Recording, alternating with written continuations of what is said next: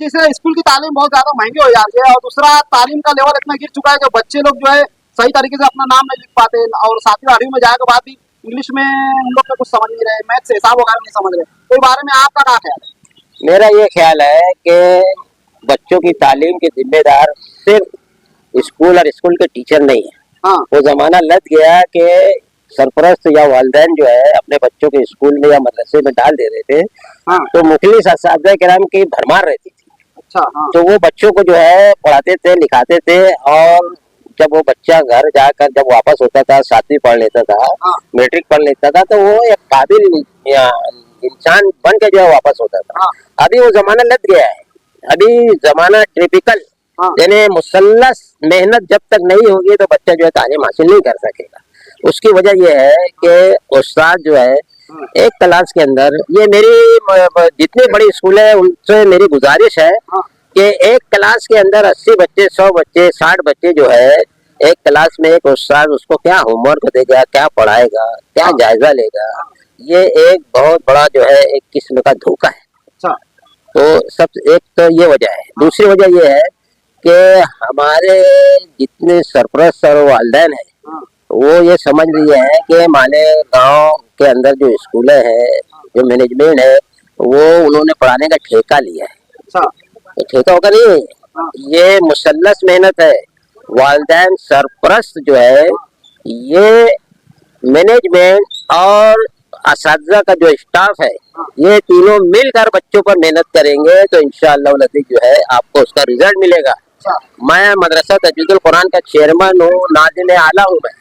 मेरे पास बच्चे आते हैं 7वीं पढ़े हुए, 8वीं पढ़े हुए, 10वीं पढ़े हुए बच्चे आते हैं, और जब उनका हम जायजा लेते हैं कि किस क्लास में इनको दाखिल करना है, तो आप यकीन मानिए कि 10 साल किसको बोलते हैं, 7 साल किसको बोलते हैं, वो बच्चा जो है अपना नाम भी सही नहीं लिख पाता, उसकी सिग्नेचर सही नहीं है।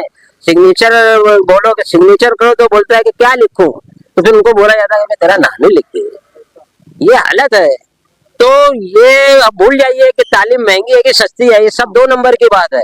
आप अपनी जिम्मेदारी अदा करने के लिए अपने आप को तैयार करें और अपनी औलाद के साथ इंसाफ करें।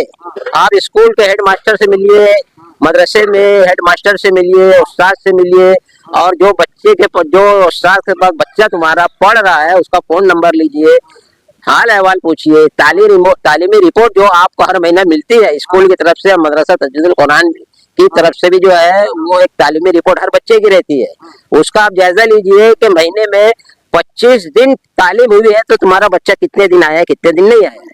और उसमें ये भी रहता है जब हर महीना टेस्ट होता है, हर महीना टेस्ट के अंदर उसको मार्क्स दी जाती है, उस पर भी गौर कीजिए कि बच्चे के मेरा पिछले महीने में जो मार्क्स थी आज वो मार्क्स है नहीं, कम हो गई है।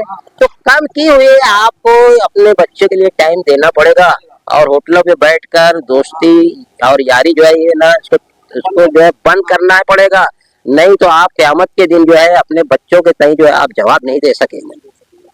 ये है सबसे अहम बात। पैसा 2 नंबर की चीज है। एक मजदूर भी 3,000 कमा रहा है हफ्ते का, तो क्या दोस्त 400 रुपया अपनी औलाद के ऊपर, अपने हकीकी औलाद के ऊपर, अपने खून के ऊपर सर्फ नहीं कर सकता? ये सब बातें जो है ना, ये हमको ऐसा सब बताया जाता है कि तालीम बहुत महंगी होंगी। कुछ नहीं है, तालीम बहुत सस्ती है।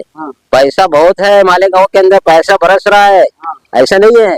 हम देते क्या है, क्या देते हैं हम? होटलों पे देते हैं, यारी दोस्ती के अंदर पार्टी करते हैं, सापुतारा जाएंगे और मलियार डैम जाएंगे, फला जगह जाएंगे, 50-50 रुपए की पूरी खा जाते हैं। ये सब चीजों से अपने को इज्तिनाब करना पड़ेगा, होश में आना पड़ेगा। अगर होश में नहीं आए तो ये पूरा जहाज डूबेगा, उसमें मौलवी, मौलाना, टीचर और स्टाफ के लोग और मैनेजमेंट के लोग ये सब एक साथ डूबेंगे। जहाज के अंदर कहाँ छेद हो रहा है, कहाँ सुराख हो रहा है, वो बंद करना बहुत है। और जब तक मालेगांव के बच्चे सही तालीम नहीं हासिल करेंगे तो तरक्की हो ही नहीं सकती। तालीम हासिल करने के लिए अपने को पूरा अपने वजूद को जो है सौंपना पड़ेगा, जब जाके वो इल्म जो है ना, इल्म की एक शान है। इल्म इतनी जल्दी से, इतनी आसानी से नहीं आता। इल्म के लिए अपने पूरा वजूद जब देंगे तो वो थोड़ा सा इल्म देता है। ये मसल मशहूर है। ये इसलिए अपने आप को तैयार करो, ये सब फजूल बातों को छोड़ दो और स्कूलों में जाओ, असातिज़ा से बैठो, उनके जिम्मेदारों से बात करो कि साल भर मेरा ये लड़का पढ़ा है, इसको जो है एक जुमला लिखना नहीं आता उर्दू का, मराठी का, इंग्लिश का। इसमें उसका दिमाग इस तरीके से मुहासबे के लिए तैयार हो जाए, मुहासबे के लिए जो कौम तैयार हो जाएगी इंशाअल्लाह अजीज वो अपने टारगेट पे पहुंच जाएगी। ये मेरा ऐसा बोलना है। अच्छा, हाँ, जज़ाकल्लाह। मैं ये वीडियो पूरी की पूरी डालने वाला हूँ, आपकी इजाजत है? बिल्कुल इजाजत है, ज्यादा से ज्यादा सब तरफ डालो इसको। और कोई भी शख्स इस सिलसिले में मुझसे अगर बात करना चाहता है तो मैं बात करने के लिए तैयार हूँ। कोई भी मैनेजमेंट का, कोई भी हेड हो, कोई भी चेयरमैन हो। आपका नाम एक बार और बता दीजिए। मौलाना अय्यूब कासमी, नाज़िम आला मदरसा तजदीदुल कुरान, चेयरमैन गुलशन सिद्दीक प्राइमरी व हाई स्कूल में चेयरमैन मालिक। तो आखिर में बात आती है हमारे कंक्लूजन की कि इसका हल क्या है। इन तमाम वीडियो को देखने के बाद आपको समझ में आ गया होगा काफ़ी कुछ, पर मैं आप सरपरस्त हजरात से, वालिदैन हजरात से, जो स्टूडेंट्स के माँ बाप हैं, उनसे ये कहना चाहता हूँ कि देखिए, आपको जो है अपने बच्चों के अंदर तजस्सुस को पैदा करना होगा कि वो ये पूछने की आदत डालें, घर में हो, स्कूल में हो, बाजारों में हो। अपने बच्चों के अंदर सवाल पूछने की आदत को डालें।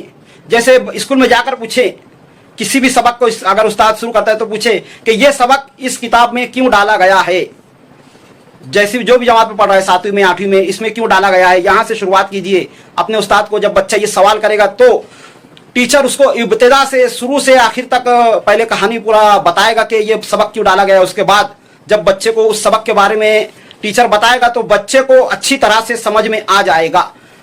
और इसके अलावा और भी क्या क्या करना है उसके लिए अगले पार्ट का जरूर इंतजार करें, क्योंकि अगला पार्ट इससे ज्यादा अहम होने वाला है। तो चलिए आज की वीडियो को यहीं खत्म करते हैं, मिलते हैं अगली वीडियो में। तब तक के लिए खुदा हाफिज, अस्सलामु अलैकुम व रहमतुल्लाहि व बरकातुहू।